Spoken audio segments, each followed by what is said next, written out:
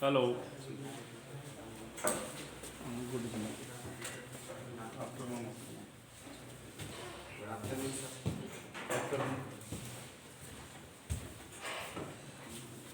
क्या पढ़ा रहे थे? स्लोप पढ़ा रहे थे।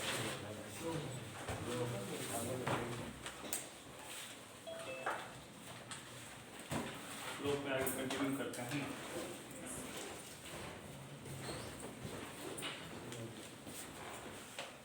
टू पॉइंट फॉर्म के स्लोप बता दिए थे क्या?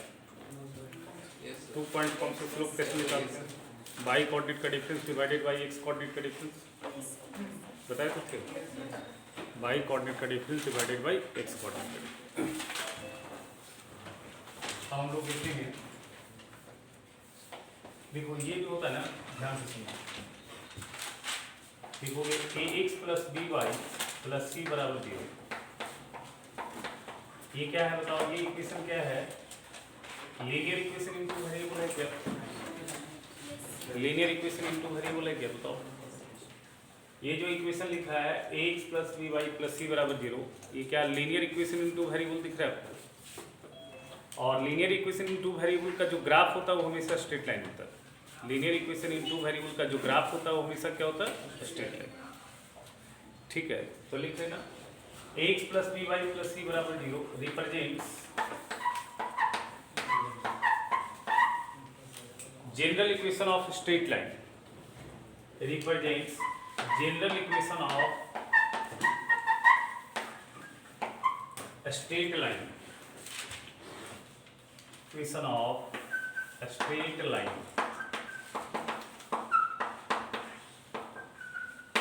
ax plus B Y plus C बराबर 0 क्या रिप्रेजेंट करता है? General equation of straight line.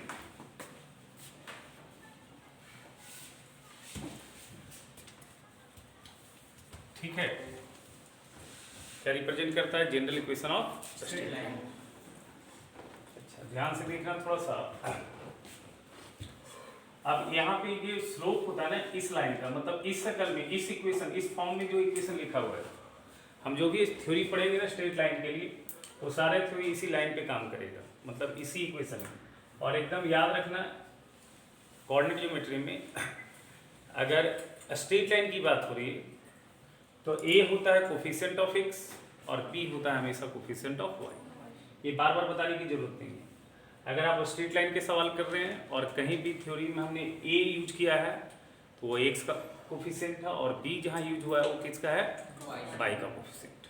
ठीक है, तो लिखना नोट में slope of the line, slope of the line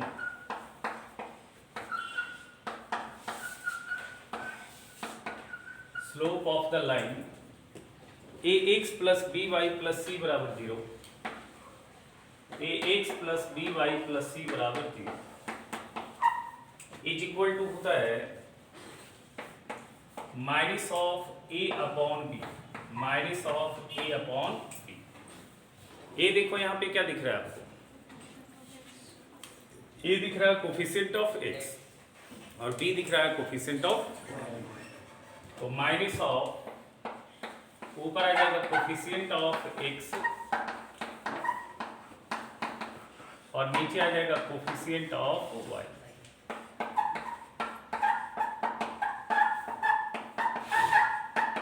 ऊपर आ जाएगा x का कोफिशिएंट, नीचे आ जाएगा y का कोफिशिएंट। ठीक है क्या? तो स्लोप क्या होता है? Minus of a by b, ऊपर आएगा negative of coefficient of x, नीचे आएगा कोफिशिएंट ऑफ y। ठीक है, जैसे मान लिया अगर कोई लाइन है 3x प्लस 2y प्लस 7 बराबर 0, तो बताओ यहाँ पे स्लोप कितना आएगा इस लाइन का? स्लोप आएगा minus of coefficient of x 3 divided by, ऐसा है। अच्छा, अगर लाइन का इक्वेशन दिया हुआ है 3x बराबर 4y माइनस 7, अभी स्लोप निकालने के लिए हम क्या करेंगे? पहले ये ढांचा डालेंगे। ये ढांचा क्या करता है? एक्स टर्म, बाई टर्म और कांस्टेंट टर्म एक साइड होना चाहिए। तो पहले हम क्या करेंगे बताओ? ये लिखेंगे 3x माइनस 4y प्लस 7 बराबर, ऐसा लिखेंगे। अब स्लोप हमारा क्या हो जाएगा बताओ? Coefficient of negative of coefficient of X A बटा बी, बी मतलब हो गया माइनस, तो ये आ जाएगा 3/, ठीक है। अच्छा, कोई बता सकता है कि ये वाली ही स्लोप हम क्यों लेते हैं? ये वाली वैल्यू स्लोप कैसे आ गया? ये लाइन का स्लोप हमने -a/b कैसे लिया? कहा क्यों बोला -a/b ही इस लाइन का स्लोप होगा? थोड़ा सोचो, बोलो, ध्यान से सुनना। हमने तुमको बताया कि इसका जो ग्राफ होगा वो लाइन होगा, इसका जो ग्राफ होगा वो लाइन, ठीक है। तो मान लिया इसका जो ग्राफ है ना, ये वाली लाइन है। अब इस लाइन पे तो बहुत सारा पॉइंट है, इस लाइन पे तो बहुत सारा पॉइंट है। अच्छा, ज्योमेट्री से देखोगे तो इस लाइन पे जितना पॉइंट है, ठीक है, उससे ग्राफ पास कर रहा है। और अलजेब्रा से देखोगे तो इस लाइन पे जितना भी पॉइंट्स दिख रहा है वो हर एक x, y इस अलजेब्रिक इक्वेशन का रूट होगा। समझ में आ रहा है क्या? अगर ये लाइन 2, 3 से पास कर रहा है तो आप कह सकते हैं इस अलजेब्रिक इक्वेशन का वन ऑफ द सॉल्यूशन क्या होगा? 2 और 3, 2, 3, x का वैल्यू 2 और y बराबर 3 इसको क्या करेगा? सैटिस्फाई। मतलब इस लाइन पे जितना भी पॉइंट लाई कर रहा है वो हर एक पॉइंट का कोऑर्डिनेट अलजेब्रा से देखा जाए तो इस अलजेब्रिक इक्वेशन का क्या होगा? रूट। समझ में आ रहा बात? तो अगर वो हर एक एक्स वाई इस अलजेब्रिक इक्वेशन का रूट होगा, इसका मतलब है कि वो हर एक एक्स वाई डालने से ये वाली इक्वेशन किसके बराबर बन जाएगा? 0 के बराबर बन जाएगा। समझ में आ रहा बात? तो ये लाइन पे मान लेते हैं इसका जो अलजेब्रिक इक्वेशन है वो है हमारा ax + by + c बराबर 0। समझ में आ रहा है? अब इस लाइन पे दो खूबसूरत पॉइंट, ऐसे तो इनफाइनाइट पॉइंट, अब क्या करो इस पे दो खूबसूरत पॉइंट ले लो। सपोज एक पॉइंट हम ले लेते हैं a जिसका कोऑर्डिनेट है x1, y1, और एक पॉइंट b ले लेते हैं जिसका कोऑर्डिनेट है x2, y2। अब ये दो पॉइंट से भी तो लाइन क्रिएट होगा ही होगा। अब ये दो पॉइंट से जो लाइन क्रिएट होगा उसका भी इक्वेशन तो यही है। अरे समझ में आ रहा बात? क्योंकि इसी का ग्राफ तो ये है ना बेटा, तो ये बेसिकली किसका इक्वेशन है? ए बी का इक्वेशन। अब कल हमने पढ़ा था कि दो पॉइंट को ज्वाइन करता हुआ लाइन का स्लोप क्या होता है? y कोऑर्डिनेट का difference divided by x coordinate का डिफरेंस। समझ में आ रहा है क्या? तो अगर हम इस हिसाब से देखें तो स्लोप ऑफ ए बी हमारा क्या दिखेगा? स्लोप ऑफ ए बी दिखेगा y2 - y1 divided by x2 - x1। अब अगर मैं y2 - y1 बटा x2 - x1 को क्या प्रूफ कर दूं? -a/b, तो काम हो जाएगा क्या? अगर मैं ये प्रूफ कर दूं कि y2 - y1 बटा x2 - x1 कुछ और नहीं है, y2 - y1 बटा x2 - x1 ये कुछ और नहीं है, बल्कि ये क्या है? -a/b के बराबर है, तो काम हो जाएगा क्या? बताओ, बोलो। तो अब तुम देखो ये दो पॉइंट इस लाइन पे लाई कर रहा है, ये दो पॉइंट इस लाइन पे लाई कर रहा है। इसका मतलब क्या है? ये x1, y1 इस अलजेब्रिक इक्वेशन का एक रूट होगा। सिमिलरली ये x2, y2 भी इस अलजेब्रिक इक्वेशन का एक रूट होगा। समझ में आ रहा है क्या? तो यहां से हम क्या लिख सकते हैं बताओ? इसको 1 मान लेते हैं, क्या हो जाएगा बताओ? ax1 + by1 + c बराबर 0। क्यों ऐसा लिखा? समझ में आ रहा है ये चीज? फिर क्या जाएगा? ax2 + by2 + c बराबर 0। ये समझ में आ रहा है इससे क्या? अच्छा, दोनों इक्वेशन को मैं घटा देता हूं। इसको मान लेता हूं 2 और इसको मान लेता हूं मैं 3। 2 - 3 करते हैं ना, देखते हैं क्या आता है। 2 - 3 करते हैं तो 2 - 3 करने से क्या आ जाएगा? या 3 - 2 कर लेते हैं, 3 - 2 कर लेते हैं, क्या आ जाएगा बताओ? a ऑफ x2 - x1 आ जाएगा क्या? Plus b of y2 - y1 बराबर 0 आ जाएगा क्या? बताओ। इसमें से इसको घटा रहे थे, ax2 - ax1, a कॉमन आएगा x2 - x1, b कॉमन आएगा y2 - y1 और c कट जाएगा। अच्छा, अब तुमको देखो क्या आ रहा है? ax2 - x1 बराबर -b y2 - y1 आ रहा है क्या? सो y2 माइनस y1 बटा x2 माइनस x1 क्या आ रहा है? माइनस a बी आ रहा है। और ये किसका स्लोप था? Slope of A B. और ये जो इक्वेशन है ये किसका इक्वेशन है? Equation of A B. That means slope of A B जो है वो किसके बराबर आ रहा है? माइनस a बाई बी के बराबर। अगर लाइन का इक्वेशन इस शक्ल में दिया है तो स्लोप हमेशा होता है माइनस a बाई बी। समझ में आ रहा बात क्या? तो ये बन गया क्या बताओ? ये बन गया slope of line A B. लिख लो इसको, slope of line A B. लिखो जल्दी से। आ रहा है? ठीक दिख रहा है?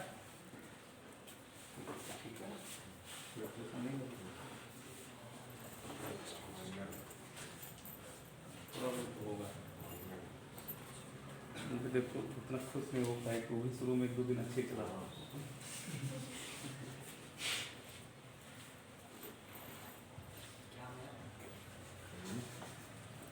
हम लोग 6 फाइबर लिए, 6 फाइबर पहले लिए चैंपियन, फिर लिए 10, फिर लिए भारत, फिर लिए वो क्रांति था वो, और अभी आए हैं जियो, लास्ट है जियो। तुम लोग तो एयरटेल भी लगवा दो।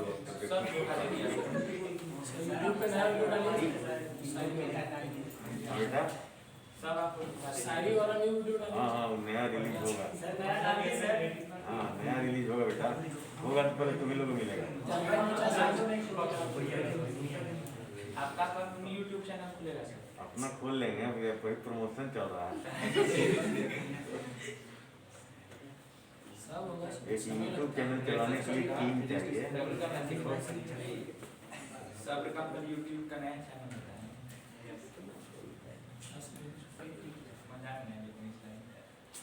कहाँ अभी तक 1000 रिव्यू गया, हम सोचे 5000 जाएगा।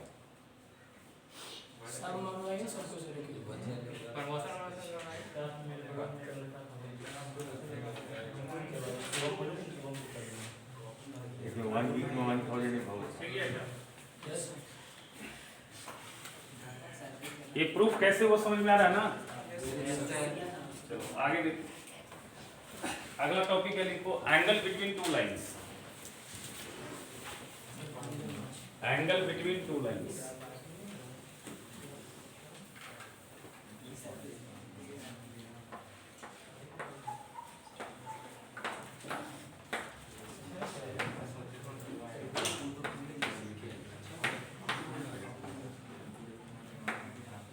एंगल बिटवीन,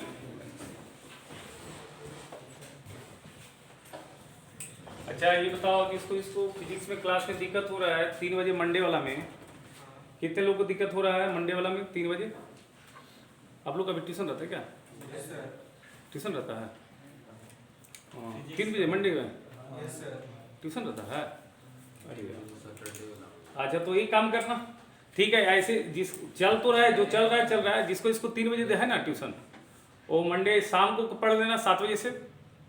बोलो आप तब देखो तो फिर वैसे करोगे तो कैसे होगा? सब जगह। अरे भैया जैसे देखो जिसको 3 बजे दिक्कत हो रहा है तब कब टाइम दे बताओ, कब क्या करें? 12 बजे सर। 12 बजे। नहीं वही तो बोल रहे हैं। मेरा भी सर मंडे को फिजिक्स में नहीं डाउनलोड नहीं हो पाता बेटा, वो बहुत टाइम लगता है, डाउनलोड होने में भी टाइम लगता है बेटा। कोशिश तो करते हैं, ऐसा नहीं है। अर्ली मॉर्निंग स्कूल नहीं रहता है क्या? सर अर्ली मॉर्निंग मतलब 4 बजे से 6 बजे तक। 4 से 6 बजे।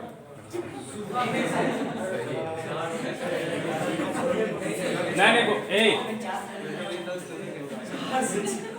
देखो भाई, अभी तो जो क्रॉस कर सकता है जिसको देखो 3 हेलो हाँ बोलो, अब क्या कर सकते हैं बताओ? अब तो 7 बजे देने के लिए तैयार है, फिर क्या करें बताओ?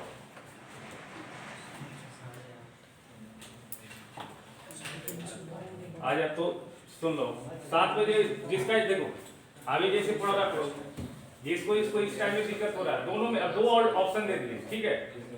ये रेगुलर चलेगा, ये चलते रहेगा। मंडे में जिसको दिक्कत होता है, ठीक है, मंडे में जिसको दिक्कत होता है या तो 3 बजे जुड़ जाओ या फिर कितने बजे जुड़ जाओ, 7 बजे। अब 2 ऑप्शन दिया, उसके बाद बकवास नहीं करोगे। 7 बजे इवनिंग। हाँ हाँ ठीक। समझ में आ रहा है, बोलो।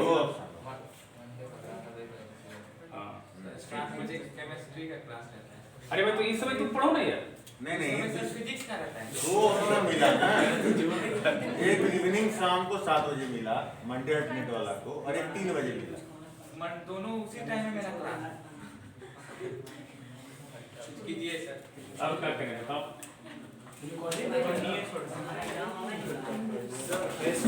बस आप रिकॉर्डिंग टाइमली भेज देंगे ना, मतलब क्लास खत्म होने के 1 घंटा में फ्री हो जाएगा। कल वाला मिल गया होगा, भेजा गया। नहीं वो आपको मिल जाएगा, लेकिन कुछ बच्चा को कहना है कि हम क्लास करेंगे, मतलब लाइव क्लास करेंगे। अरे कुछ लोग रिकॉर्डिंग कहता है नहीं, क्लास ही करेंगे, क्लास ही करेंगे। क्लास ही करेंगे। अब देखो, अब इसमें क्या है, देखो 2 टाइम दे रहे हैं, कुछ मैनेज करो यार, क्या कर सकते बताओ, कब पढ़ाएं हैं? हमको मैनेज करनी है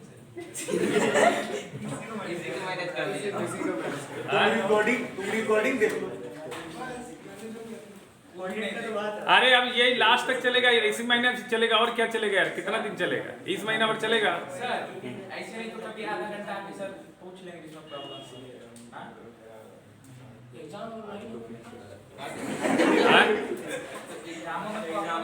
अच्छा, जब कंप्लीट हो जाएगा तब तो स्टैटिस्टिक्स कंप्लीट हो जाएगा। हाँ ये बात तो है, ये बात तो है। तो उस समय फिर तुमको फिर उस समय करवा देंगे, तो फिर 7 बजे वाला कम बंद कर देंगे, उस समय करवा देंगे। अभी रिवीजन भी होता है क्या रे? यहाँ सिलेबस खत्म होने का नाम ही नहीं है, अब रिवीजन होता है। 9th क्लास का रे, अब 5 क्लास है कि 6 क्लास है? 2 क्लास 3 क्लास में पढ़ता है क्या? करा रिवीजन 5 महीना में सिलेबसो कंप्लीट करवा लेगा, रिवीजनो करवा लेगा। स्कूल में हो रहा है। अरे स्कूल में देखे महीना में कंप्लीट हो जाता। अरे यार तुम रिवीजन भी करवा लोगे और अथी भी करवा लोगे इसका। 11 12 में रिवीजन होता है क्या? क्रैश कोर्स होता है तो उसमें रिवीजन होता है, तो 12th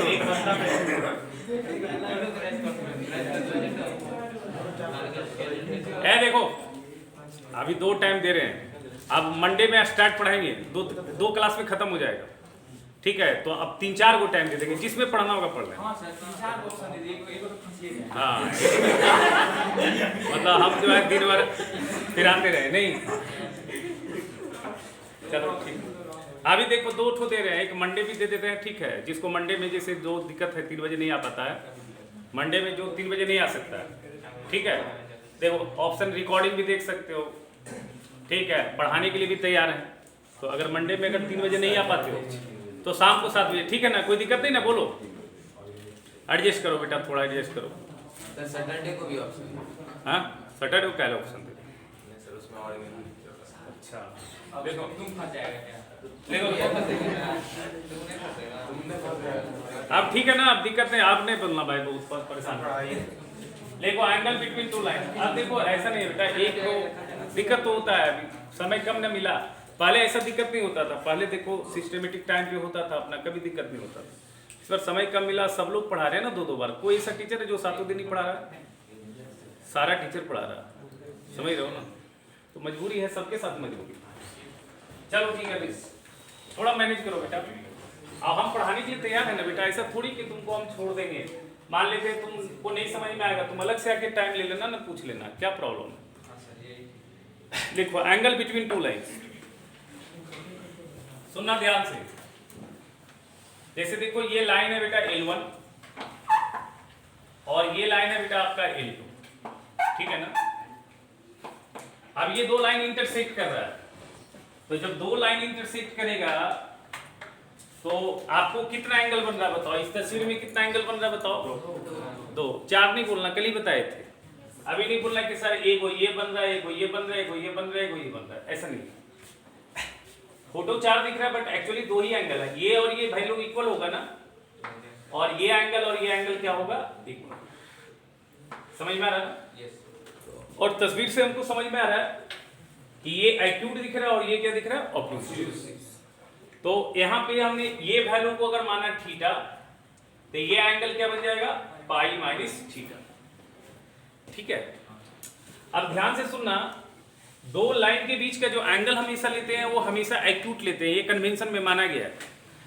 ठीक है, अगर दो लाइन के बीच का एंगल अगर देखना है तो उसमें 60 और 120 में हम काउंट कौन सा करेंगे, 60 काउंट करेंगे।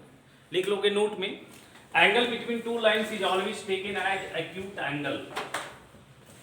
Angle between two lines is always taken as acute angle. दो लाइन के बीच का एंगल हमेशा क्या काउंट करेंगे बेटा, acute angle. Angle between two lines taken as acute angle. ठीक है, सुनना ध्यान से। हम लोग क्या कर रहे हैं, हम लोग एक फार्मूला क्रिएट कर रहे हैं। दो लाइन के बीच का एंगल, एक का स्लोप m1 ले रहे हैं, एक का स्लोप m2 ले रहे हैं। सपोज ये हमारा एक्स एक्सिस है और एक लाइन ये है आपका, समझ में आ रहा है क्या, और दूसरी लाइन ये है। ये वाली लाइन मान लिया L1 है और ये वाली लाइन आपका L2 है। ध्यान से देखना है ना।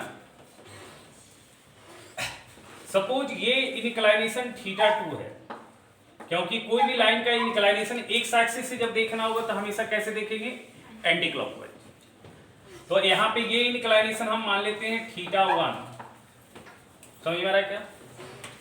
अच्छा, दो लाइन के बीच का एंगल सपोज ये हमने थीटा माना है, तो आपको लगता है कि थीटा प्लस θ1 θ2 के बराबर हो जाएगा? ये ट्रायंगल में रूल होता है, दो इंटीरियर एंगल मिल करके आपको एक्सटीरियर एंगल के बराबर बनाता है। तो आपको लगता है θ1 प्लस θ इज इक्वल टू θ2 हो जाएगा। तो थीटा का वैल्यू क्या हो जाएगा, θ2 माइनस θ1। हम कंसीडर करते हैं लेट tan θ1 बराबर मान ले रहे हैं बेटा m1। मतलब जो लाइन का इंक्लिनेशन एक्स एक्सिस से θ1 है उसका स्लोप हमने क्या मान लिया, m1। और tan θ2 बराबर मान रहे हैं बेटा m2। tan θ2 बराबर मान रहे हैं m2। मतलब जो लाइन θ2 एंगल बना रहा है उसका स्लोप हम क्या मान ले रहे हैं, m2। सही है क्या, बोलो? तो tan θ1 अगर मान लिया m1, tan θ2 मान लिया m2। लेट थीटा भी angle between L1 and L2। Theta हमने कंसीडर किया L1 और L2 के बीच का एंगल। ठीक है, तो अब आप देखिए इस फिगर में क्या होगा, थीटा प्लस θ1 बराबर आ जाएगा θ2। तो थीटा बराबर क्या आ जाएगा, θ2 माइनस θ1 आ जाएगा क्या, देखिए थीटा बराबर आ जाएगा θ2 माइनस θ1। समझ में आ रहा है क्या? अच्छा, हम लोग क्या चाहते हैं, हम लोग एक रिलेशन क्रिएट कर रहे हैं m1 और m2 के टर्म में। अच्छा, तो m1 आने के लिए आपको tan θ1 का शक्ल चाहिए, m2 आने के लिए tan θ2 चाहिए। तो इस एक्सप्रेशन में tan θ1 tan θ2 दिखना चाहिए। तो वो tan θ1 tan θ2 दिखने के लिए हम क्या करेंगे, दोनों साइड tan लगा दे क्या। तो हमने दोनों साइड tan अप्लाई किया तो tan θ बराबर आ जाएगा tan ऑफ θ2 माइनस θ1। बोलो आ जाएगा क्या? अब देखो यहां से ये इसको a मानो, इसको b मानो, क्या फार्मूला बन रहा है, tan a माइनस b। क्या बन जा रहा है बेटा, tan a that is tan θ2 minus tan b that is tan θ1 divided by 1 plus tan a that is 1 plus tan θ2 into tan b that is tan θ1। सही है क्या, बोलो? तो ये बन गया tan θ। सही है क्या? अच्छा, tan θ बराबर हमने लिखा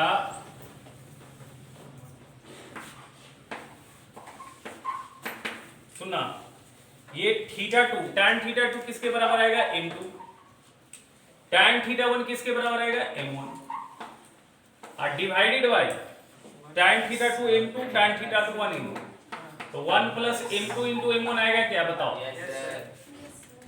ठीक है यहां तक। अब सुनना यहां पे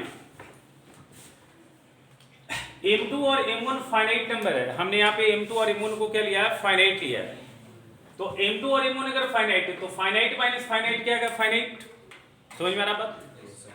finite into finite finite, finite plus 1 क्या आएगा finite, finite divided by finite क्या आएगा फाइनाइट। तो ये क्वांटिटी आपका फाइनाइट तो आएगा, बट ये पॉजिटिव भी आ सकता है नेगेटिव भी आ सकता है।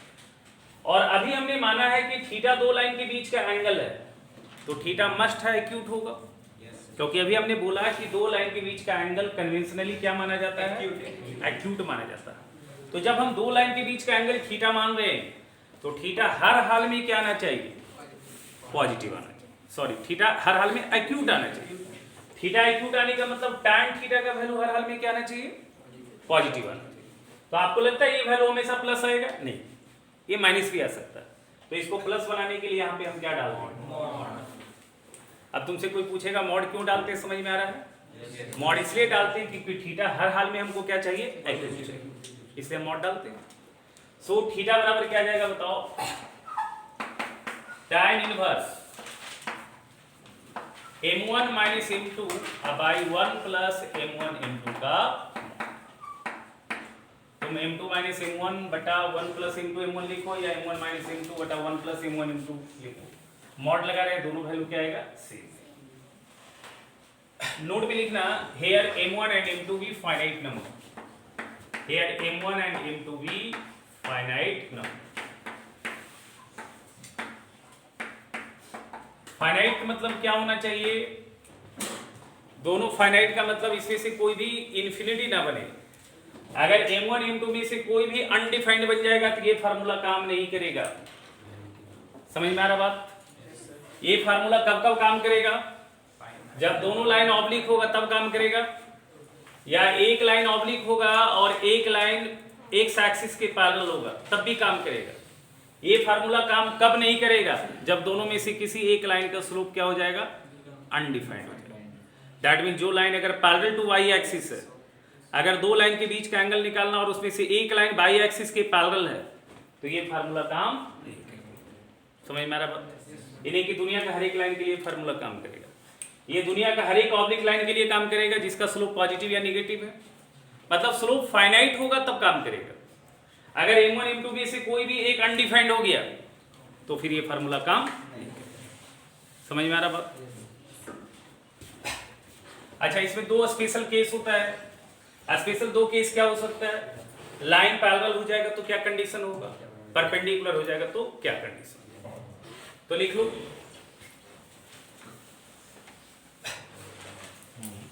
क्या बोल रहे हो बेटा, बोलो बोलो बोलो, m2 माइनस m1 बोलो।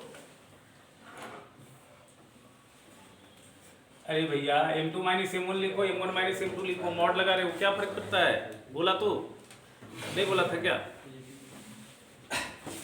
अरे भैया m2 माइनस m1 लिखो या m1 माइनस m2 लिखो, मॉड लगा रहे हैं ना बेटा, क्या फर्क पड़ता है। ठीक है ध्यान देना, देखो इसमें पहला टू स्पेशल केसेस, पहला लिखना condition for parallel, condition for parallel ले जाओ, मतलब दो लाइन को पैरेलल होने का कंडीशन क्या होगा बताओ। दो लाइन अगर पैरेलल हो जाएगा तो थीटा का वैल्यू क्या हो जाएगा जीरो हो जाएगा। दो लाइन पैरेलल हो जाएगा तो थीटा का वैल्यू क्या हो जाएगा जीरो, तो थीटा यहाँ पे जीरो आ जाएगा। अगर दो लाइन पैरेलल है तो थीटा मस्ट है क्या हो जाएगा अच्छा थीटा जीरो तो tan जीरो कितना हो जाएगा जीरो, तो tan थीटा का वैल्यू आ जाएगा जीरो, और tan थीटा का वैल्यू जीरो होने का मतलब tan थीटा है क्या m1 माइनस m2 बटा 1 प्लस m1 m2 का मॉड, यानी कि दिस मच क्वांटिटी जीरो। अब finite by finite value zero कब होता है, जब ऊपर का वैल्यू जीरो, ऊपर का वैल्यू जीरो और नीचे का वैल्यू जीरो नहीं, यानी कि यहाँ पे क्या आ जाएगा बताओ, m1 माइनस m2 बराबर जीरो आ जाएगा क्या, दैट इज m1 बराबर m2 आ जाएगा क्या बताओ। तो दो लाइन पैरेलल होने का कंडीशन क्या हो गया बताओ, स्लोप आर इक्वल। अगर दो लाइन पैरेलल है तो दोनों का स्लोप क्या हो जाएगा, इक्वल। तो आप स्लोप निकाल के आप चेक कर सकते हैं कि लाइन पैरेलल है या नहीं। देखो अगला केस इसमें आएगा परपेंडिकुलर का। हाँ मिटा नहीं दे बेटा। कंडीशन फॉर परपेंडिकुलरिटी बताओ।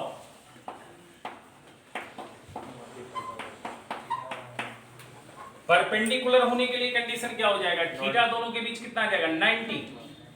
अच्छा थीटा 90 होने का मतलब है tan थीटा अनडिफाइंड हो जाएगा, अनडिफाइंड। और कोई भी वैल्यू अनडिफाइंड कब होता है, जब नीचे का वैल्यू एग्जैक्ट 0 हो जाता है, नीचे का वैल्यू एग्जैक्ट 0 हो जाता है।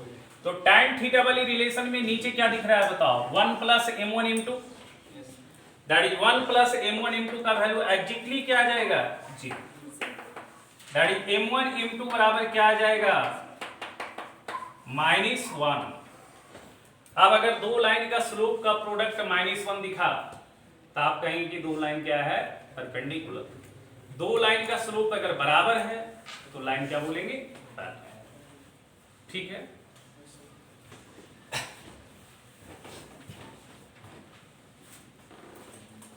चलो एक जल्दी सा सवाल बना दो छोटा सा। Find the angle between the lines, find the angle between the lines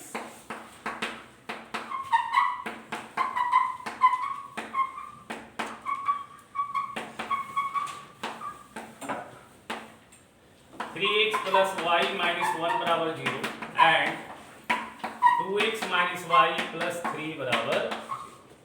ये दो लाइन के बीच का एंगल निकालना। तो दो लाइन के बीच का एंगल निकालने के लिए हम सबसे पहले दोनों लाइन का क्या निकालेंगे बताओ, स्लोप निकालेंगे। तो देखो यहाँ पे L1 है, लेट पहली लाइन L1 ले लेते हैं। L1 का वैल्यू क्या दिख रहा है 3x प्लस वाई माइनस 1 बराबर 0। इसका स्लोप मान लेते हैं m1 है, L1 का स्लोप हम मान लेते हैं m1।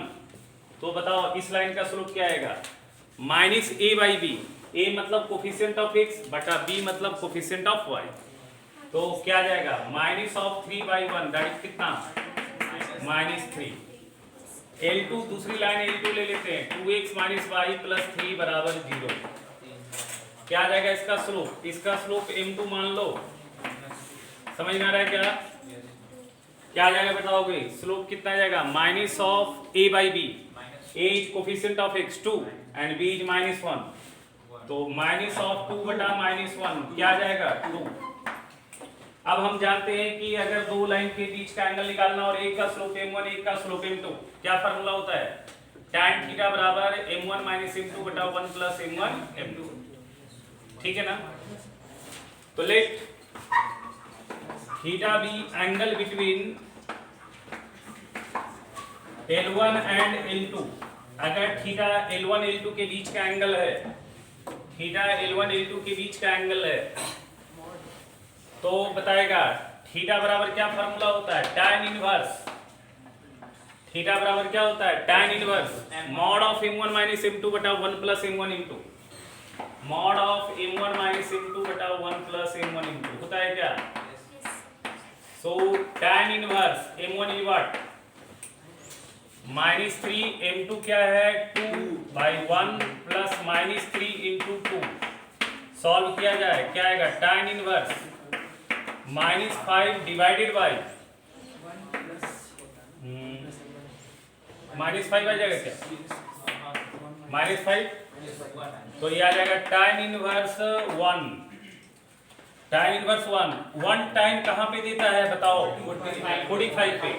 तो थीटा एग्जैक्टली आ जाएगा π/1 कहाँ पे देता है टाइम π/4। ठीक है, निकाल सकते हो। एक और सवाल बनाओ।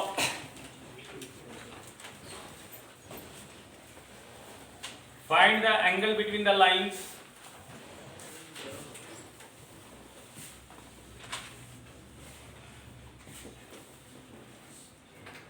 find the angle between the lines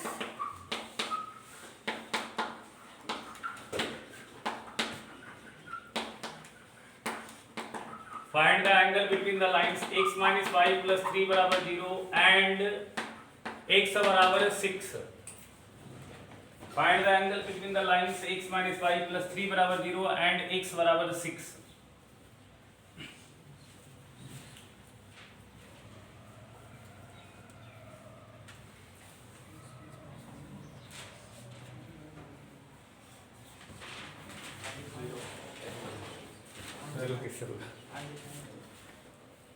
देखो यहाँ पे जो लाइन है, यहाँ पे ये जो लाइन है, इसका स्लोप अगर m1 है तो वो क्या मिल जाएगा 1 बटा -1 विथ नेगेटिव साइन 1 मिल जाएगा क्या? आ जाएगा क्या बताओ? लेकिन अगर ये लाइन की बात किया जाए तो ये लाइन क्या है x बराबर 6 यानी कि लिखा हुआ है x प्लस 0y माइनस 6 बराबर 0। क्या ऐसा लिखा है क्या? तो अगर इस लाइन का स्लोप m2 लेते हैं तो वो आएगा 1 बटा 0। ये क्या बन जाएगा अनडिफाइंड है। तो m2 अनडिफाइंड हो रहा है तो क्या यहाँ पे फार्मूला काम करेगा क्या? बोलो। तो फार्मूला नहीं काम करेगा क्योंकि एक स्लोप क्या बन गया अनडिफाइंड बन गया। अरे ध्यान दो इधर, एक स्लोप अनडिफाइंड बन गया। तो हमने बोला कि m1 m2 में से कोई भी अनडिफाइंड बन जाएगा तो ये फार्मूला काम नहीं करेगा। तो जब फार्मूला नहीं काम करेगा तो एंगल नहीं निकालेंगे क्या? एंगल तो निकालेंगे ना। तो फिर इसके लिए तरीका क्या है? इसका एक्चुअल प्लॉटिंग। आप ये दोनों लाइन को एक्चुअल प्लॉट करेंगे और ज्योमेट्री से निकालेंगे, ठीक है। तो लाइन को प्लॉट कीजिए। लाइन को प्लॉट करने के लिए सबसे अच्छा तरीका क्या है? लाइन को प्लॉट करने के लिए अब देखिए इस लाइन का स्लोप अनडिफाइंड आ रहा है, इसका मतलब ये लाइन बाई एक्सिस के क्या है पैरेलल है। ये लाइन बाई एक्सिस के पैरेलल है और ये लाइन का स्लोप 1 आ रहा है, पॉजिटिव आ रहा है, यानी कि ये लाइन किस शक्ल का है? Oblique line. ये लाइन किस शक्ल का है? Oblique line. एक ऑब्लिक है और एक पैरेलल टू वाई एक्सिस। देखो कोई भी ऑब्लिक लाइन प्लॉट करना है ना, कोई भी ऑब्लिक लाइन प्लॉट करना है आपको, तो सबसे अच्छा क्या है ना, एक पॉइंट आप एक्स एक्सिस पे क्रिएट करो जहां से लाइन गुजरता है और एक वाई एक्सिस पे क्रिएट करो। मान लिया एक्स एक्सिस पे कोई पॉइंट लिखना है तो एक्स एक्सिस पे पक्का वाई का वैल्यू क्या होगा 0 होगा।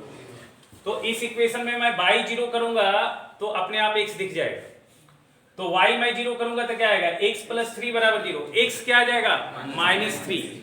तो मेरे पास पॉइंट क्या क्रिएट हो रहा है -3,0। मार्क कर लिया -3,0 यहां आ जाएगा। बोलो आएगा क्या? एक पॉइंट और निकाल लो y एक्सिस पे। y एक्सिस पे क्या होगा? x का वैल्यू 0 होगा। अब मैं इस इक्वेशन में x का वैल्यू 0 डालूंगा तो y का वैल्यू दिखेगा। तो x 0 दिखा तो 3 - y 0, तो y बराबर 3 दिखा। तो 0,3 दिख गया क्या? समझ में आ रहा है क्या? बोलो। अब यहां से इस पे बना दिया। क्लियर है क्या? ये दोनों को गुजार दिया, इसी 2 पॉइंट से लाइन बना दिया। अब सपोज ये इनक्लाइनेशन मैंने थीटा माना तो क्या इस लाइन का स्लोप tan थीटा होगा क्या? अगर ये लाइन का इनक्लाइनेशन थीटा है तो tan थीटा इसका स्लोप होगा। अब देखो tan थीटा का वैल्यू क्या मिल रहा है? 1 मिल रहा है क्या? tan थीटा का वैल्यू 1 मिल रहा है क्या? अब जब tan थीटा का वैल्यू 1 मिल रहा है तो थीटा 45 डिग्री मिल रहा है क्या? tan का वैल्यू अगर 1 है तो थीटा मस्ट है क्या है 45 डिग्री। समझ में आ रहा है क्या? अच्छा अब दूसरी लाइन बनाना। अब दूसरी लाइन क्या है? x बराबर 6। दूसरी लाइन है x बराबर 6। अब x बराबर 6 इस लाइन को मैं बढ़ा देता हूं इस तरह से। x बराबर 6 ये वाली लाइन लग रहा है क्या तुमको? बोलो ये पॉइंट आ जाएगा 6,0।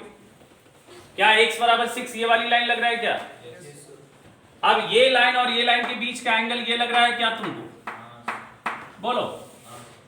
अब ये एंगल को मैं अगर थोड़ी देर के लिए अल्फा मानता हूं, थोड़ी देर के लिए इसको हम अल्फा मानते हैं, तो ये बन गया 45 डिग्री और ये बन रहा है 90 डिग्री। तो तुमको क्या लग रहा है? अल्फा प्लस 45 इक्वल टू 90 नहीं होगा क्या? बोलो बोलो। तो अल्फा प्लस 45 बराबर 90। तो अल्फा का वैल्यू कितना आ जाएगा? 45 आ जाएगा क्या? ऐसे भी दिख रहा है ये 90 है, ये 45, तो ये 45 ही तो होगा। तो अल्फा बराबर क्या आ जाएगा 45, यानी कि दोनों के बीच का एंगल कितना आ जाएगा 45। समझ में आ रहा बात? नहीं समझ में आया क्या? बोलो। चलो आगे देखो।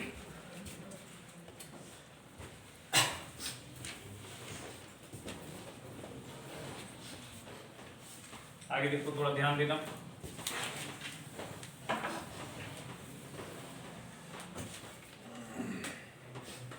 लेट L1 एक लाइन लेते हैं, है ना। लेट L1 बराबर ले रहे हैं A1x plus B1y plus C1 बराबर 0, ठीक है ना। स्लोप ऑफ L1 M1 मान रहे हैं, तो M1 का वैल्यू क्या मिलेगा? माइनस A1 बाई B1 मिलेगा, क्या बताओ? Yes yes sir. ये समझ में आ रहा है क्या? Negative of coefficient of x बटा y। L2 बराबर मान ले रहे हैं, L2 बराबर मान रहे हैं A2x plus B2y plus C2 बराबर 0, समझ में आ रहा है क्या? अब यहाँ पे M2 बराबर क्या जाएगा? M2 बराबर क्या जाएगा? M2 बराबर क्या जाएगा? Minus of A2 by B2 आ जाएगा क्या? Yes sir. बोलो, yes. Minus of A2 by B2, समझ में आ रहा है?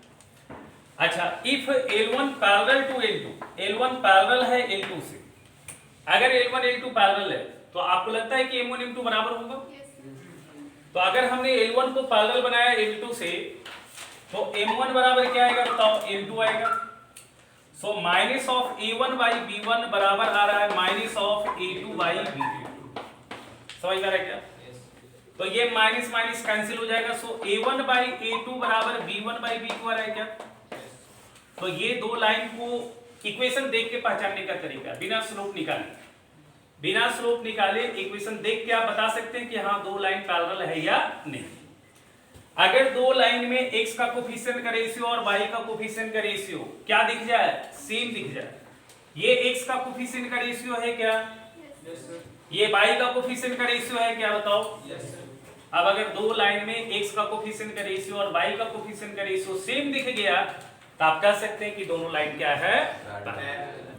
मतलब आपको स्लोप निकालने की जरूरत नहीं, आप कोफिशिएंट ऑफ x और कोफिशिएंट ऑफ y के देख के आप बता सकते हैं कि हाँ दो लाइन पैरेलल है या नहीं। समझ में आ रहा बात? अच्छा, अगर हम बात करते हैं if L1 perpendicular L2, if L1 perpendicular L2, अगर L1 परपेंडिकुलर है L2 से, अगर L1 परपेंडिकुलर है L2 से, समझ में आ रहा है क्या? तो अगर L1 L2 से परपेंडिकुलर है तो क्या होगा? M1 इंटू M2 बराबर क्या आएगा? -1। M1 क्या है हमारे पास? Minus A1 by B1। M2 क्या है बताओ? Minus of A2 by B2 बराबर क्या आएगा? -1। सही है क्या? अब तुम देखो यहाँ से माइनस माइनस कट जाएगा ये, तो यहाँ पे आएगा A1 A2 with negative sign by B1 B2 बराबर क्या आएगा? -1 आ जाएगा। सो यहाँ से क्या जाएगा? A1 A2 बराबर माइनस B1 B2, और इसको इधर ले आएंगे तो क्या जाएगा? A1 A2 plus B1 B2 बराबर क्या आ गया? 0। This is the condition for perpendicular. अगर x का कोफिशिएंट का प्रोडक्ट और y का कोफिशिएंट का प्रोडक्ट का सम 0 तो लाइन परपेंडिकुलर। ये product of coefficient of x है क्या? Yes sir. ये product of coefficient of y। अगर सम ऑफ क्या बोल सकते हैं? Sum of product of coefficient of x and y अगर क्या हो जाए? 0 हो जाए।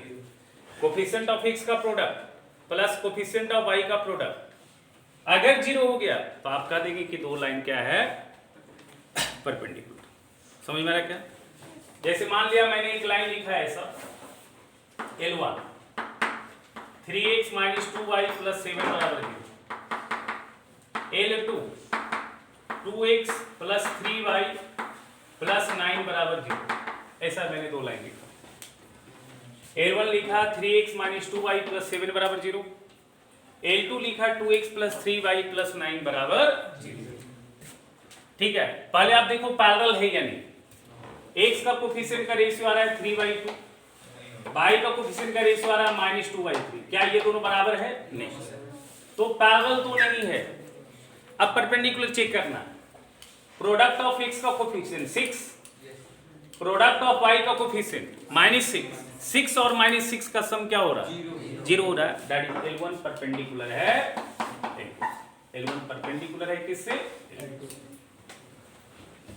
तो जरूरी नहीं कि आप स्लोप निकाल के ही काम करो, डायरेक्ट भी कर सकते हो। अब देखो इसके हेल्प से हम एक बड़ा अच्छा चीज सीखेंगे, मतलब डायरेक्ट। अब कोई लाइन का इक्वेशन अगर दिया है ठीक है, तो बिना स्लोप निकाले हम उस लाइन के पैरेलल लाइन कैसे लिखेंगे और परपेंडिकुलर कैसे लिखेंगे, ये सब ध्यान रहेगा तो बड़ा फास्ट कैलकुलेशन होगा, गलती नहीं होगी।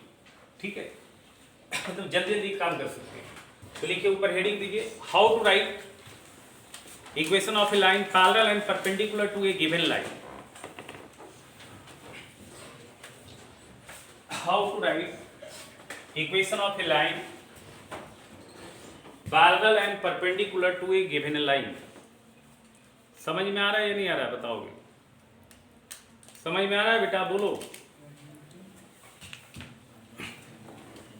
ठीक है, लिखिए, how to write equation of a line parallel and perpendicular to a line. किसी लाइन के पैरेलल और परपेंडिकुलर लाइन हम कैसे लिखेंगे? किसी लाइन के पैरेलल एंड परपेंडिकुलर लाइन कैसे लिखेंगे? सुना, लेट L बराबर हम लिखते हैं ax plus by plus c बराबर 0। ये मेरे पास एक लाइन दिया हुआ, ये गिवन लाइन। अब इसी लाइन के पैरेलल आपसे अगर कोई भी पूछे लाइन का जनरल सर्कल, आपसे कोई भी पूछे लाइन का जनरल इक्वेशन, तो आप हमेशा बताएंगे ax plus by plus c बराबर 0। जितना भी थ्योरी हम डेवलप करेंगे स्ट्रेट लाइन में, वो हर एक थ्योरी किस पे काम करेगा? ax plus by plus c बराबर 0 पे। और जहां भी मार्केट में a लिखा मतलब वो x का कोफिशिएंट है, और b जहां भी लिखा गया है वो समझ लो y का कोफिशिएंट, और कुछ और नहीं होता है। समझ में आ रहा? तो जिस भी फार्मूला में a लिखा गया दैट मींस वो कोफिशिएंट ऑफ x है, और b की बात हुई है तो कोफिशिएंट ऑफ y। आपसे कोई भी पूछेगा बताओ लाइन का जनरल इक्वेशन क्या होता, तब जवाब दोगे ax plus by plus c बराबर 0। अब देखो, सुनना, अब जब लाइन पैरेलल होगा, सुनना, जब लाइन पैरेलल होगा, इस लाइन का स्लोप कितना दिख रहा है? इस लाइन का स्लोप कितना दिख रहा है? सुनना, इस लाइन का स्लोप दिख रहा है माइनस a बाई b। अब अगर कोई लाइन पैरेलल होगा, अगर कोई लाइन पैरेलल होगा तो उसका स्लोप भी तो माइनस a बाई b ही दिखेगा। अच्छा, उसका भी स्लोप अगर माइनस a बाई b दिखेगा तो a x का कोफिशिएंट और b y का कोफिशिएंट है, तो इसका मतलब इसके पैरेलल कोई भी लाइन अगर होगा तो उसमें x और y का कोफिशिएंट तो सेम ही होगा। मतलब a भी देखो, यही स्लोप दूसरी लाइन का भी आना चाहिए, इसके पैरेलल जो भी लाइन आएगा उसका भी स्लोप यही आएगा। और स्लोप होता है क्या है? नेगेटिव ऑफ x बटा कोफिशिएंट ऑफ x बटा कोफिशिएंट ऑफ y। तो माइनस a बाई b फिर कब आएगा? जब उसमें भी x का कोफिशिएंट a होगा और y का कोफिशिएंट b होगा। इसका मतलब अगर कोई लाइन पैरेलल है तो ये x और y वाली शक्ल तो इंटैक्ट सेम रहेगा, सिर्फ चेंज कौन करेगा? कांस्टेंट। कांस्टेंट वैल्यू नहीं चेंज करेगा तो क्या होगा? लाइन कोइंसाइड कर जाएगा। अगर ये भी कांस्टेंट आइटम भी अगर सेम हो गया तो लाइन तो कोइंसाइड कर जाएगा। समझ में आ रहा बात? जैसे मैं अगर कोई एक लाइन लिखता हूं 2x प्लस 3y प्लस 4 बराबर 0 है ना, और मैं कोई लाइन लिखता हूं 4x प्लस 6y प्लस 8 बराबर 0, तब ये दो लाइन तो कोइंसाइड कर जाएगा। कोइंसाइड करने का कंडीशन क्या हो जाता है? x का कोफिशिएंट का रेशियो, y का कोफिशिएंट का रेशियो और कांस्टेंट टर्म का रेशियो क्या हो जाएगा? 6। क्योंकि देखो इसमें से 2 तुम बाहर कर लो, तो 2 बाहर कर लिया तो 2x प्लस 3y अब प्लस 4, तो ये दोनों फोटो अलग अलग थोड़ी देगा। इसका जो ग्राफ होगा, इसका जो ग्राफ, तो ग्राफ ओवरलैप कर जाएगा ना दोनों का, तो कोइंसिडेंट हो जाएगा। लाइन पैरेलल होने के बाद कोइंसिडेंट कब नहीं होगा? जब उसका कांस्टेंट टर्म डिफरेंट। हम बात कर रहे हैं पैरेलल, तो पैरेलल लाइन का मतलब हुआ ये टर्म इंटैक्ट सेम रहेगा, x और y टर्म क्या रहेगा? सेम रहेगा, और ये कांस्टेंट टर्म क्या होगा? चेंज। समझ में आ रहा बात? तो अगर किसी लाइन के पैरेलल कोई लाइन का इक्वेशन लिखना है, मान लिया आपको जैसे बोल दिया find the equation of a line parallel to the line 3x minus 4y plus 7 बराबर 0, प्लस 7 बराबर 0, तो आप कुछ नहीं करेंगे, जो रिक्वायर्ड लाइन होगा उसमें ये टर्म तो रहेगा ही, आप प्लस लेम्डा बराबर 0 डाल देंगे। अब ये लेम्डा निकालने के लिए सवाल में कंडीशन देखा, क्योंकि लेम्डा के डिफरेंट डिफरेंट वैल्यू के लिए लाइन का पोजीशन डिफरेंट होगा। ये लेम्डा का अगर लेम्डा यूनिक नहीं है, लेम्डा अभी ये क्या कर रहा है? ये लाइन जो है ना इसके पैरेलल है।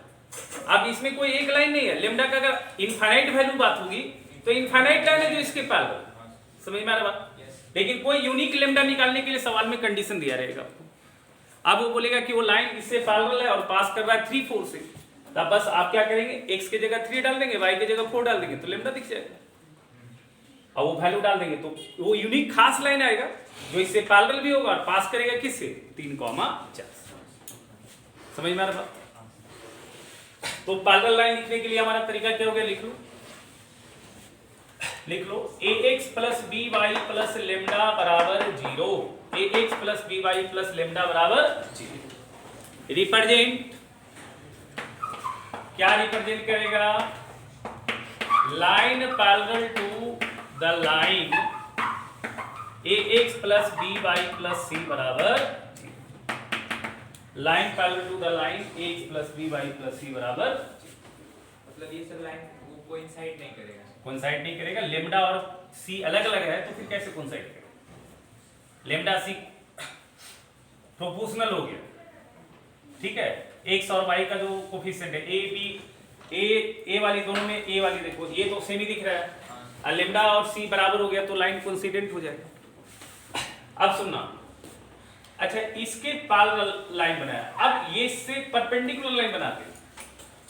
अब इससे अगर परपेंडिकुलर लाइन बनाएंगे तो ये वाली स्लोप और इससे जो परपेंडिकुलर लाइन है उसका स्लोप का प्रोडक्ट माइनस होना है। तो सोचो इसमें माइनस ए बाई बी में क्या गुना करें जिससे हमको स्लोप आ जाएगा -1, प्रोडक्ट -1 आ जाएगा, बी बाई ए। अगर माइनस ए बाई बी में बी बाई ए से गुना कर दे तो क्या आ जाएगा, -1 आ जाएगा। अब देखो, अब जो रिक्वायर्ड लाइन का स्लोप आएगा वो बी बाई ए आएगा, तो बी अब ऊपर आ रहा है और ए नीचे आ रहा है। ऊपर वाला कोफिशिएंट x का होता है, नीचे वाला कोफिशिएंट y का होता है।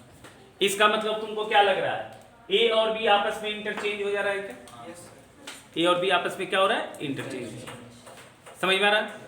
तो आप क्या करेंगे, अगर किसी लाइन के परपेंडिकुलर कोई लाइन लिखना है, अगर किसी लाइन के परपेंडिकुलर कोई लाइन लिखना है तो आप क्या करेंगे, x और y का जो कोफिशिएंट होगा उसको आपस में इंटरचेंज करेंगे, उसको आपस में क्या करेंगे, इंटरचेंज। ठीक है, तो और एक टर्म का साइन चेंज कर देंगे, क्यों? क्योंकि यहां पे स्लोप बी वाई आ रहा है, बी वाई आ रहा है। बी वाई ए को मैं दो तरीके से लिख सकता हूं, सुनना ध्यान से। बी वाई ए बराबर लिख सकते हैं बी बटा ए विथ, ऐसे भी लगा सकते हैं, बोलो बोलो, समझ में आ रहा है क्या? या फिर हम क्या लिख सकते हैं, माइनस ऑफ बी बटा ए विथ माइनस, ऐसे भी लगा सकते हैं, क्योंकि स्लोप में बाहर तो माइनस आना ही चाहिए। अब सुनो, अगर ये सिचुएशन डाल रहे हैं तो इसका मतलब x का कोफिशिएंट क्या है, -b, और y का कोफिशिएंट क्या है, a। समझ में आ रहा है क्या? अगर ये सिचुएशन डाल रहे हैं तो x का कोफिशिएंट क्या है, b है, और y का कोफिशिएंट क्या है, -c। अरे दोनों तो b बाई a के बराबर है। अब ये माइनस क्यों क्रिएट कर रहे हैं, समझ रहे हो ना? क्योंकि कोई भी स्लोप जो होता है वो स्टैंडर्ड क्या होता है, बाहर माइनस होता है, और ऊपर x का कोफिशिएंट, नीचे y का कोफिशिएंट। इसका मतलब इसके परपेंडिकुलर जब मैं लाइन लिखूंगा तो उसमें x के साथ माइनस भी मल्टीप्लाई होगा और y के साथ a मल्टीप्लाई होगा। समझ में आ रहा है क्या? यहां देखा जाए तो x के साथ b मल्टीप्लाई होगा और y के साथ माइनस ही मल्टीप्लाई। कहने का मतलब क्या हुआ, ये दोनों तो a और b तो इंटरचेंज करेगा ही करेगा, साथ में एक का साइन भी चेंज होगा। यहां देखो, यहां पे देखो a, यहां पे देखो b का साइन चेंज किए, यहां देखो यहां पे क्या है, यहां पे b, तो b के साथ माइनस लगा और यहां a के साथ माइनस लगा। कहने का मतलब आप क्या करेंगे, a और b आपस में इंटरचेंज करेंगे और किसी एक टर्म का साइन भी चेंज करेंगे। समझ में आ रहा है? जब परपेंडिकुलर लाइन का इक्वेशन लिखना होगा तो आप क्या करेंगे, सुनना, बहुत देर से हम बता रहे हैं इसको। a और b आपस में इंटरचेंज करेगा और किसी एक टर्म का साइन भी चेंज होगा। ठीक है, आप ऐसे समझो ना, a और b छोड़ दो, तुम ये समझ लो जो कोफिशिएंट होगा उसका न्यूमेरिकल वैल्यू इंटरचेंज करना, जो कोफिशिएंट होगा उसका न्यूमेरिकल वैल्यू इंटरचेंज करना और किसी एक टर्म का साइन भी क्या करना, चेंज। लिखो लिखो लिखो, यहां पे क्या होगा, x प्लस बी वाई, तब आ जाएगा bx माइनस ए वाई, bx माइनस ए वाई। अब प्लस कुछ कांस्टेंट प्लस लेमडा ही लिख लेते हैं। ये लेमडा अलग अलग है, सेम नहीं है, है ना? तो bx minus ay plus lambda बराबर 0 represents lines perpendicular to the line ax plus by plus c बराबर, ठीक है ना, ax plus by plus c बराबर। अब देखो तुमको अब ना इसका एक एग्जाम्पल बता देते हैं तुमको बढ़िया से। पहले तो एक छोटा सा एग्जाम्पल लिखो, जल्दी सा 2 सवाल बनाओ छोटा छोटा, उसके बाद इस पे एक बढ़िया एग्जाम्पल हम बता देते हैं तो अच्छे से समझ में आ जाएगा कैसे लिख रहे हैं। लिख सुनना, देखो find the equation of line, पहला find the equation of the line x minus 2y plus 3 बराबर 0 पैरेलल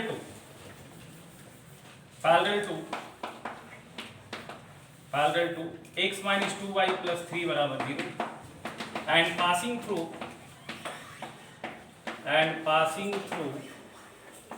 4 कॉमा माइनस 3। क्या करें सवाल में, इसके पैरेलल लिखना है और पास कराना है 4 कॉमा माइनस 3। जल्दी लिखो, जल्दी से पास कराना 4 कॉमा माइनस 3। जल्दी करो।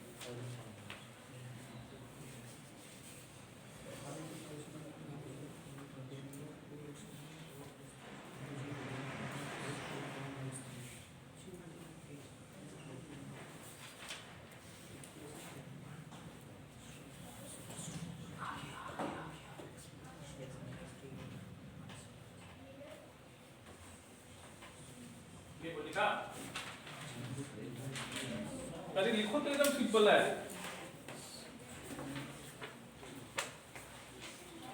स्ट्रेट लाइन नहीं लिखना, देखो स्ट्रेट लाइन नहीं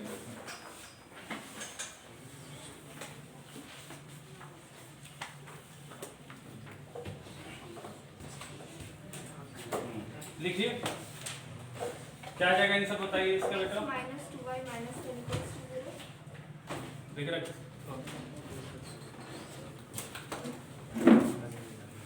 इसके पैरेलल लिखना ना, तो लिखिए इक्वेशन ऑफ लाइन भी, लेट इक्वेशन ऑफ लाइन भी क्या हो जाएगा बताओ। इसके पैरेलल लिखना है, तो पैरेलल लिखने के लिए तरीका तो मैंने बताया ही तुमको, x और y वाले टर्म से भी लिखना। तो x माइनस 2y प्लस 3 बराबर लेमडा बराबर 0 लिखना। अब लेमडा निकालने के लिए ज्योमेट्रिकल कंडीशन है ना अपने पास, क्या है, लाइन इस पॉइंट से गुजर रहा है, और कोई लाइन अगर इस पॉइंट से गुजर रहा है तो उसका मतलब होता है ज्योमेट्री में वो लाइन गुजर रहा है उस पॉइंट से, बट अलजेब्रा क्या करता है, वो पॉइंट का कोऑर्डिनेट उस इक्वेशन का सॉल्यूशन है। अरे वो पॉइंट का कोऑर्डिनेट उस इक्वेशन का क्या है, सॉल्यूशन। इसका मतलब इस इक्वेशन में अननोन क्या है, x और y तो है, वेरिएबल क्या है, x और y, यानी कि x और y का जो सॉल्यूशन मिलेगा इस इक्वेशन का वो क्या है, 4 - 3 is the one of the solution, यानी कि 4 - 3 इसको क्या करेगा, सैटिस्फाई करेगा। तो लाइन पासिंग थ्रू कहां से पास कर रहा है बताओ, पासिंग थ्रू, समझ में आ रहा है क्या, 4 - 3, यानी कि x की जगह 4 जाएगा और y की जगह -3 जाएगा, क्योंकि ये डेफिनेशन था। तो कोऑर्डिनेट का डेफिनेशन क्या था, पढ़ते हैं ज्योमेट्री बट काम किसका करते हैं, अलजेब्रा। तो यहाँ पे क्या आएगा, 4 - 2 - 3 प्लस लेमडा बराबर, सो ये आ गया 4 + 6 प्लस लेमडा बराबर 0 आ गया क्या, बोलो। तो लेमडा क्या आ जाएगा बताओ, -2, लेमडा आ जाएगा। So equation of required line कितना हो जाएगा, इक्वेशन ऑफ रिक्वायर्ड लाइन भी क्या हो जाएगा बताओ,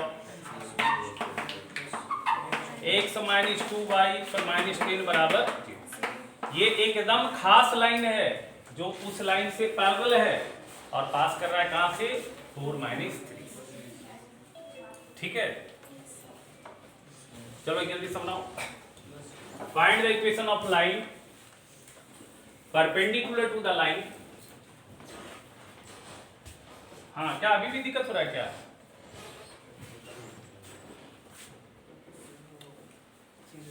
ठीक ठीक, अभी तो 4 बजा है, 4:15 बजा है।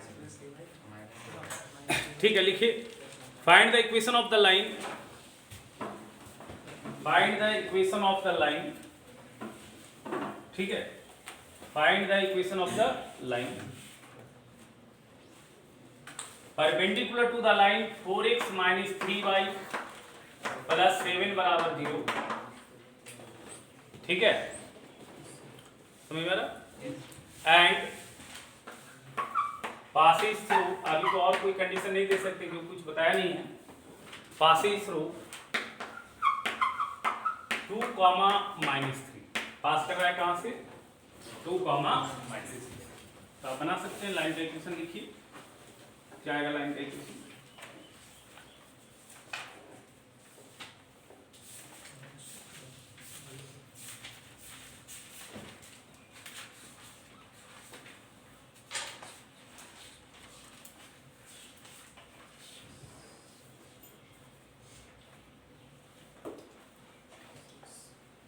देखिए इसका एग्जाम्पल पे एक बड़ा अच्छा सवाल बता देते हैं, आप बढ़िया सीख जाइएगा।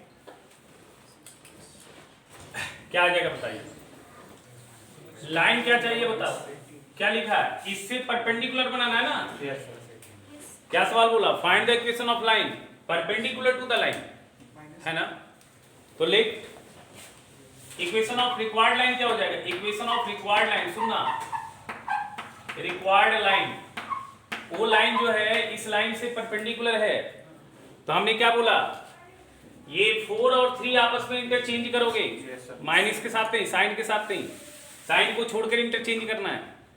4 और 3 को इंटरचेंज करना, तो क्या आ जाएगा? 3x 4y।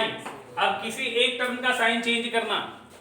अब यहाँ देखो प्लस है तो यहाँ प्लस रखा, तो ये माइनस है तो यहाँ प्लस कर देना। समझ में आ रहा क्या? ठीक है, प्लस लेमडा बराबर ठीक है।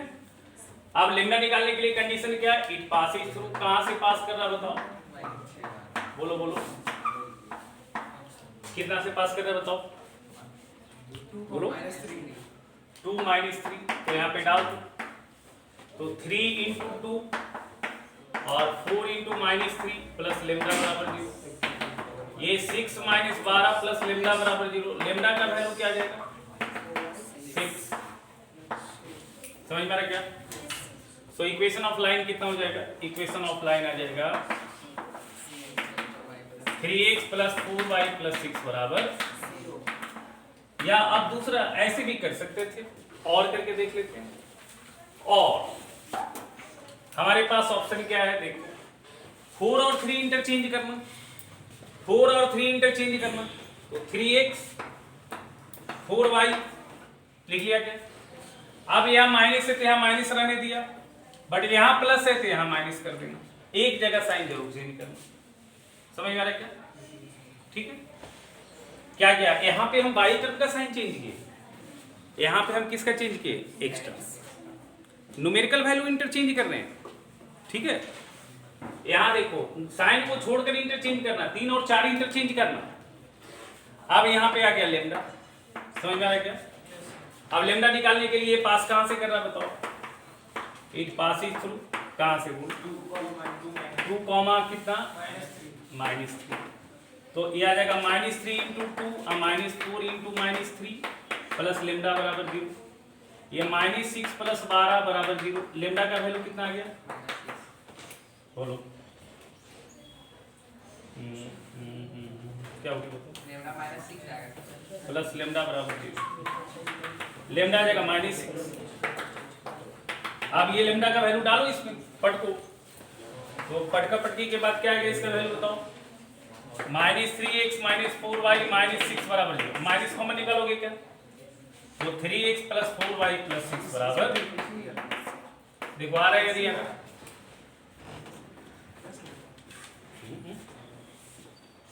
प्लस लैम्डा ना तो माइनस ठीक है, लेंदा का वैल्यू माइनस, ठीक है। तो कहने का मतलब समझ में आ रहा है क्या करना है, क्या करना है, साइन का यूज नहीं करना, क्या करना है, जो कोफिशिएंट में न्यूमेरिकल वैल्यू दिखेगा वो इंटरचेंज कर देना, समझ में आ रहा है। और किसी एक टर्म का साइन चेंज करना, यहाँ माइनस है तो यहाँ छोड़ देना है, यहाँ चेंज कर देना, या फिर यहाँ प्लस है यहाँ छोड़ देना है, यहाँ पे माइनस वाली शक्ल प्लस कर देना, ठीक है। एक सवाल बनाओ अपने से करो, ये बढ़िया सवाल है, देखो करो जरा, लिखो one side of a rectangle, one side of a rectangle lies along the line, one side of the rectangle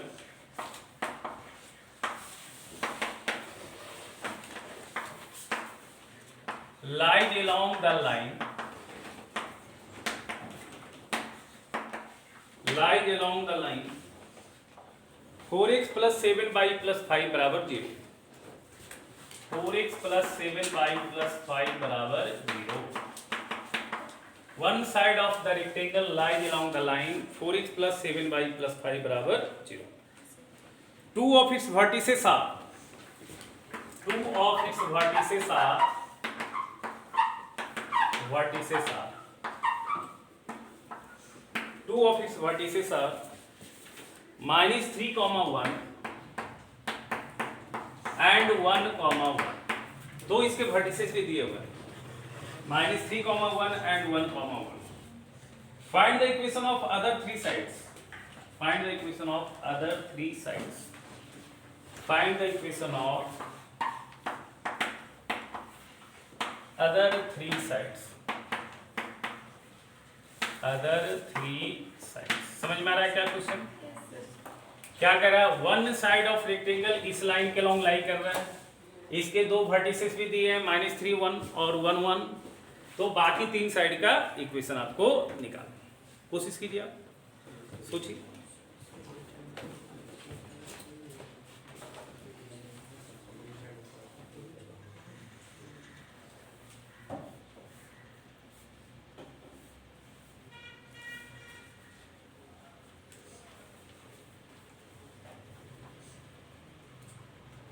ठीक चल रहा है,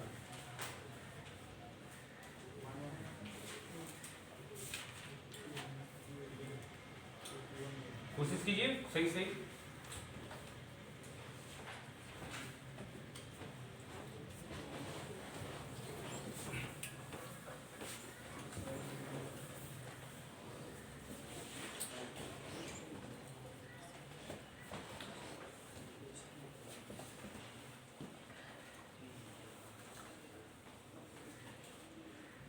और जो भी क्वेश्चन बोलेंगे उतना प्रैक्टिस जरूर कीजिएगा, ठीक है। सारा तो नहीं बना पाइए, बहुत ज़्यादा सवाल है, एक साइड में 70-80 को सवाल है, 50 से उतना बना नहीं पाइएगा, बढ़ा जितना बोलेंगे बनाने उतना ही बना लीजिएगा, तो आपका काम हो जाएगा और अच्छे से सीख जाइएगा।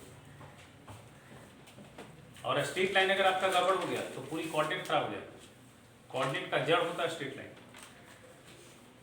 समझ रहे हो। स्ट्रेट लाइन बहुत छोटा पार्ट नहीं है,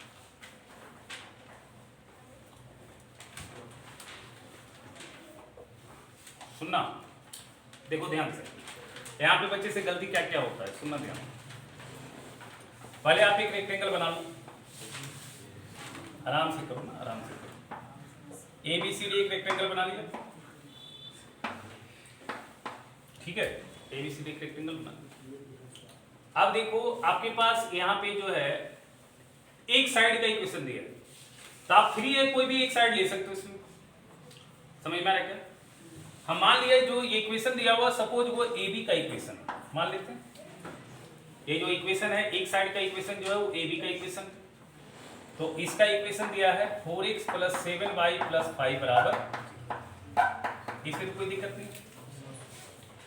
अब यहाँ पे दो वर्टिसेस भी दिया है, तो इस तस्वीर में आपको 4 वर्टिक्स दिया है, तो यहाँ पे ये दो वर्टिक्स कौन सा है ये रैंडमली सिलेक्ट नहीं कर सकते, ये नहीं कि किसी को कुछ रख सकते, ऐसा नहीं, आपको डिसाइड करना पड़ेगा कि ये जो दो वर्टिक्स है वो खास कौन सा वर्टिक्स है, ठीक है। अच्छा सुनो ध्यान से, A और B सुनो, ये लाइन का इक्वेशन ए बी है, इसका इक्वेशन क्या है, ए बी है। अगर ये वाली पॉइंट इसको सेटिस्फाई कर देगा तो पक्का उसमें से एक वर्टेक्स ये हो जाएगा। सुनना, इस लाइन पे दो वर्टेक्स दिख रहा है, अगर ये वाली पॉइंट इसके इक्वेशन को सेटिस्फाई करता है तो इसका मतलब ये पॉइंट जो है या तो ए हो जाएगा या फिर बी हो जाएगा। समझ में आ रहा? और अगर ये सेटिस्फाई करता है तो या तो ए हो जाएगा या तो बी हो जाएगा। अगर दोनों सेटिस्फाई करता है तो गारंटेड ये ए और बी हो जाएगा, कोई ए हो जाएगा कोई बी हो जाएगा। और दोनों में से कोई नहीं सेटिस्फाई करता है तो इसमें का मतलब है ए और बी में से कुछ नहीं होगा। ये तो पहले ये डिसाइड करना पड़ेगा, ये नहीं कि रैंडमली कुछ भी मान सकते। तो पहले आप चेक करो क्या -3, 1 इसको सेटिस्फाई कर रहा है। ये आ रहा है -12 प्लस 7 प्लस 5 बराबर, तो -5 प्लस 5 बराबर 0। इसका मतलब ये पॉइंट तो इसके ग्राफ को, इसके इक्वेशन को सेटिस्फाई कर रहा है, ठीक है ना। और इस लाइन पे दो पॉइंट दिख रहा है ए और बी, तो इसका मतलब वो जो पॉइंट है उसमें से या तो ए बन जाएगा या बी बन जाएगा। हम फ्री है किसी को मानने का। सपोज ये पॉइंट हमारा ए है, मान लेते हैं। अब डिसाइड करते हैं क्या ये बी बन सकता है या नहीं बन सकता। तो यहां पे डाला 4 प्लस 7 प्लस 5, 0 नहीं बनेगा, नहीं सेटिस्फाई कर। सेटिस्फाई करने का मतलब 0 बनना चाहिए, LHS बराबर RHS। इसका मतलब 1, 1 does not satisfy this equation, that means 1, 1 इस इक्वेशन का रूट नहीं है। इसका मतलब 1, 1 तो बी नहीं होगा। अब बी नहीं होगा तो या तो सी होगा या फिर डी होगा। अब इसमें कौन होगा, डी होगा या सी होगा, ये डिसाइड करेंगे। ये कैसे डिसाइड करेंगे, सी होगा या डी होगा, ये कैसे डिसाइड करेंगे। पक्का बी तो नहीं होगा वो। ए जब ये हो गया तो 1, 1 जो है बी तो नहीं होगा। अब 1, 1 या तो सी होगा या डी होगा, ये कैसे डिसाइड करेंगे। क्या लाइन एडी का इक्वेशन फाइंड करके उसमें सेटिस्फाई वो कैसे निकलेगा, इक्वेशन कैसे निकलेगा। सर परपेंडिकुलर एक पॉइंट है, पॉइंट ए से पास होगा उस लाइन के परपेंडिकुलर का, हाँ और एक पॉइंट है ए अपने पास, तो बी का नहीं होगा ना, तो फिर उसमें सेटिस्फाई करेंगे तो अगर हो जाएगा तो डी पॉइंट हो जाएगा। अभी लाइन का इक्वेशन नहीं निकाल रहे, अभी तुम डायरेक्ट सोचो, अभी डायरेक्ट सुनना। इस लाइन का स्लोप कितना रहा है, इस लाइन का स्लोप कितना रहा है, -4/7। ये लाइन परपेंडिकुलर है, तो इस लाइन का स्लोप अगर -4/7 है तो ये लाइन का स्लोप 7/4 आना चाहिए। तो क्या तुमको लगता है अगर ये पॉइंट 1, 1 होगा तो ये दो पॉइंट को ज्वाइन करते हुए स्लोप 7/4 होगा? नहीं होगा। ये स्लोप कितना आ जाएगा, बाई का डिफरेंस 0 आ रहा है। ये इस दो पॉइंट को ज्वाइन करके, एक लाइन पे दो पॉइंट दिखता है स्लोप दिख जाता है ना तुमको, तो ये दो पॉइंट से स्लोप कितना आएगा, बाई का डिफरेंस 0, तो 0/4 तो 0/4 यानी कि इस लाइन का स्लोप 0 है। तो ये लाइन बाई एक्सिस के पैरेलल, सॉरी एक्स एक्सिस के पैरेलल, ये लाइन का स्लोप क्या आ रहा है, 0 आ रहा है। सुनना, अगर ये पॉइंट 1, 1 रखेंगे तो ये लाइन का स्लोप क्या आ जाएगा, 0 आ जाएगा। समझ में आ रहा, आना चाहिए था कितना, 7/4। तो तुमको लग रहा है क्या 1, 1 और -3, 1 से ये लाइन का स्लोप 7/4 आएगा।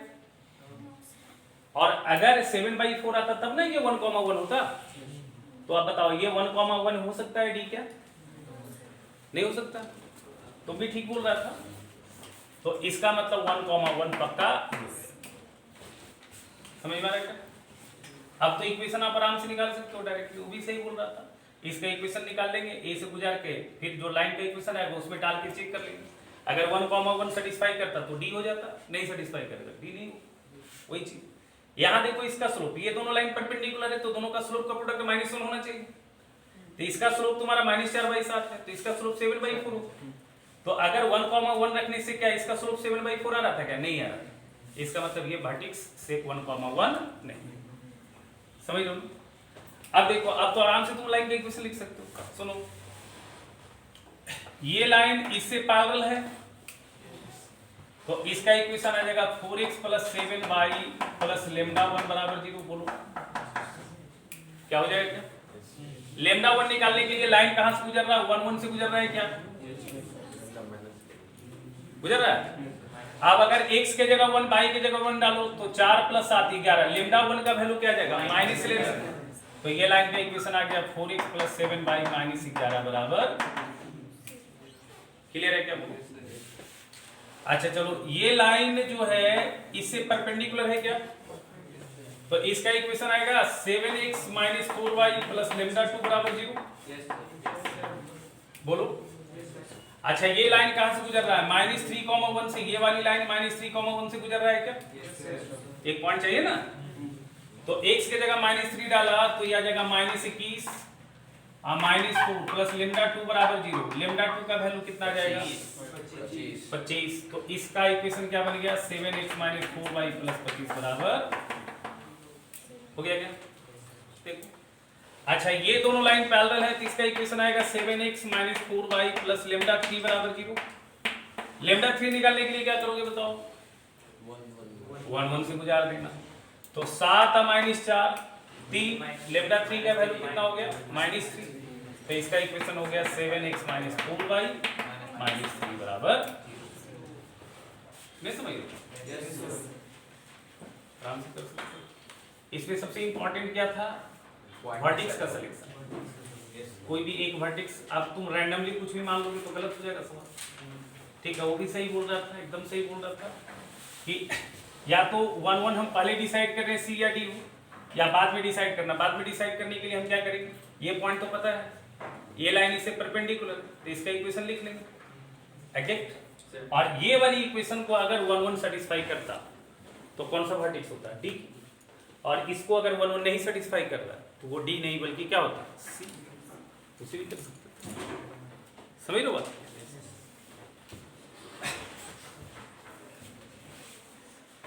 तो आज हमने तुमको बताया स्लोप हमने समझा दिया सब। अब हम लोग स्टार्ट करेंगे स्ट्रेट लाइन। अब हम स्ट्रेट लाइन में घुसेंगे, ठीक है। और यहाँ से बनाना है, यहाँ से क्या करना है? बनाना। पहले तो सुन लो, होमवर्क भी है, कुछ बनाना भी है। नहीं बनाओगे सीखोगे कैसे?